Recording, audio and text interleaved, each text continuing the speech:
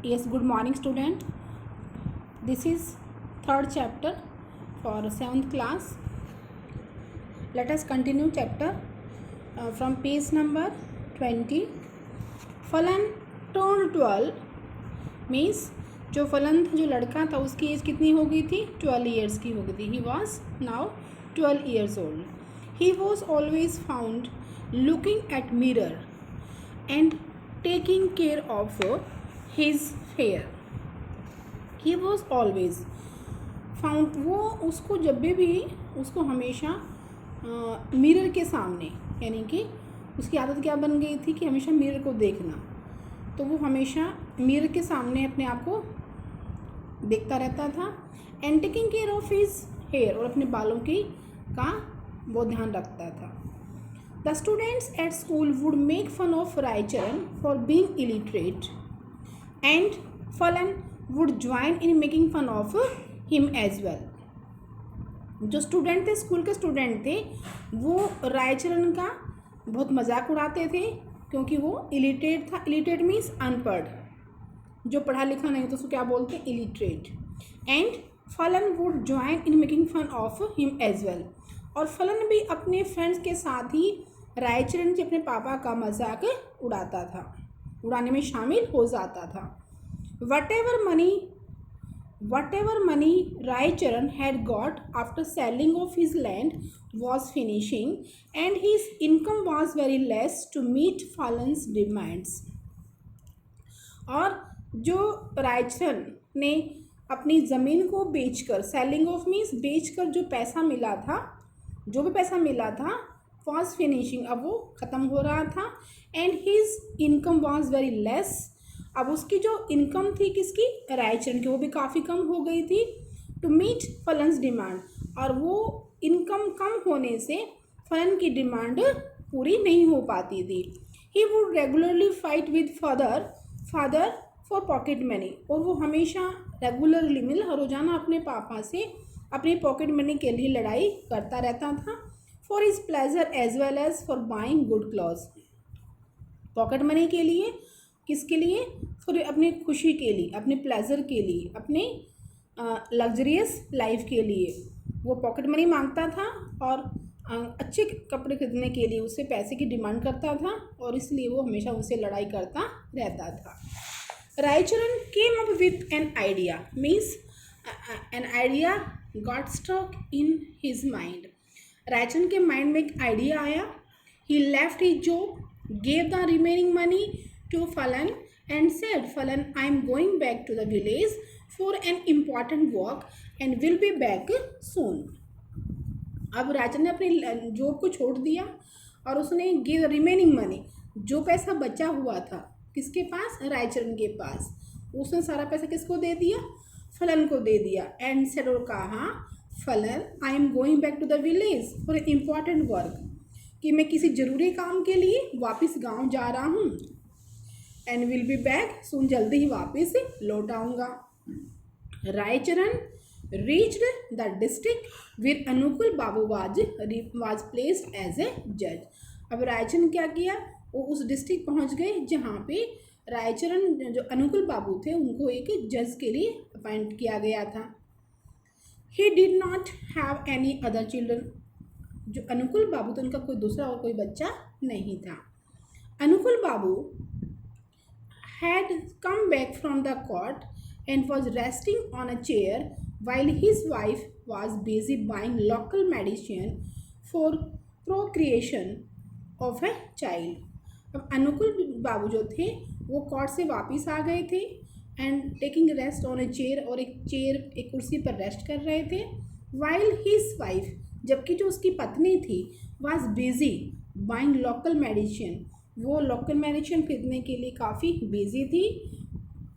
For procreation of a child, procreation का जो meaning होता है वो होता है द प्रोडक्शन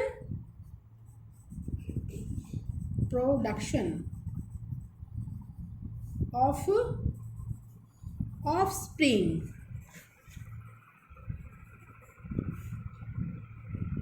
ऑफस्प्रिंग रिप्रोडक्शन,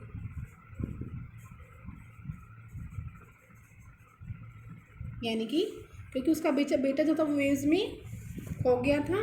अब वो एक अपने दूसरे बच्चे के जन्म के लिए वो लोकल मेडिसिन जो खरीद रही थी। शी वाज शॉक्ड टू सी रायचरण। अब वो रायचरण को देख कर काफ़ी एकदम से शॉक हो गई, बहुत दुखी सी हो गई। उसको झटका सा लगा जब उसने रायचरण को देखा। Her old servant after such a long time, जब उसने अपने उस बूढ़े नौकर यानी कि पुराने सर्वेंट को इतने लंबे समय बाद से दोबारा देखा तो काफ़ी एकदम से शॉक्ड हो गई। Remembering his services while he had been working for them, she was filled with pity and asked, "Do you want to work here?" और अपने सर्वेंट की उस सेवाओं को याद करके जब वो उसके यहाँ काम कर रहा था, he was filled with pity, तो उसका जो दिल था वो दया से भर गया। and asked, और उसकी वाइफ ने रायचरण से पूछा, "Do you want to work here?" क्या तुम यहाँ पे काम करना चाहते हो? Raicharan smiled and said, "I touch my mistress feet with respect." तो रायचरण ने स्माइल किया और कहा कि मैं अपनी मालकिन के पैरों को बड़े आदर से टच करना चाहता हूँ। On hearing Raicharan's voice, Raicharan की आवाज़ सुन के Anukul Babu came out of his room. Anukul Babu भी अपने रूम से बाहर आ गए। केम आउट मीन्स बाहर आना। Seeing Raicharan, the old wound became fresh, और रायचरण को देख करके उनका जो पुराने जो घाव थे, wound means cut, became fresh, फिर से क्या हो गए? ताज़ा हो गए, नए हो गए। यानी कि उसके जो पुराना दर्द था उसको फिर से उसके माइंड में फिर से दोबारा आ गया। अनुकुल बाबू, he said, "Master, your child was stolen not by river Priya but by me." उसने कहा, किसने? ही यहाँ किसके लिए यूज़ किया गया है? रायचरण के लिए। तो रायचरण ने कहा कि अनुकुल बाबू, कि मेरे मास्टर, मेरे मालिक, जो आपका बेटा था वो was stolen not by river, उसको प्रिया रिवर ने नहीं चुराया था बल्कि उसको मैंने चुराया था। Anukul Babu was surprised and said, Anukul Babu बड़े सरप्राइज, बड़े हैरान हुए और उन्होंने क्या कहा? What are you saying? तुम क्या कह रहे हो? माई चाइल्ड इज अलाइव, क्या मेरा बेटा अलाइव है मीन्स जिंदा है। हिज वाइफ सेड, उसकी वाइफ ने कहा, please tell me where is my child.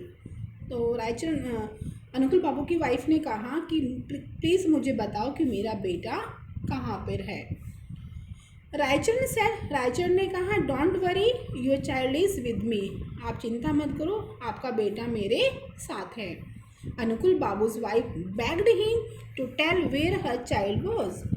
अनुकुल बाबू की वाइफ ने रिक्वेस्ट किया, begged him is requested him, कि to tell, कि उसे बताए कि उसका बेटा कहाँ पे है। रायचरण said, रायचरण ने कहा, I will bring him to you day after tomorrow. तो रायचरण कहते हैं कि मैं उसको day after tomorrow means परसों, कि next to next day, कि मैं परसों आपके पास उसको ले आऊँगा। It was a Sunday and Anukul Babu was waiting impatiently. So impatiently mean होता है having, showing keen interest, having, showing keen interest, इसका मतलब होता है बड़ी अधीरता से, बड़े धैर्य से। तो अनुकुल बाबू ने बड़े ही इम्पेशेंटली होकर के बड़े धीरे से उसका वेट किया, उसका वेट कर रहा था। अराउंड 10 o'clock, लगभग 10 बजे, Raicharan entered the room holding Phalan's hand. Raicharan ने क्या किया? उसने फलन के हाथ को पकड़े हुए कमरे में एंटर किया। एंटर मीन्स प्रवेश करना। On laying her eyes on her child, eyes on her child, Anukul's wife went crazy and rushed to take the child in her arms and held him tightly. On laying her eyes on her child, जब उसकी नज़रें उसके बच्चे पर टिकी, अनुकुल की जो wife थी went crazy, crazy means mad, एकदम से मान लो पागल हो गई थी। and rushed to take the child in her arms, और वो उस बच्चे को अपनी बाहों में लेने के लिए, rush means रन करना, दौड़ी। एंड हेल्ड हिम टाइटली, उसको बड़ी जोर से उसको टाइटली मीन उसको पकड़ लिया। Tears were streaming out of her eyes.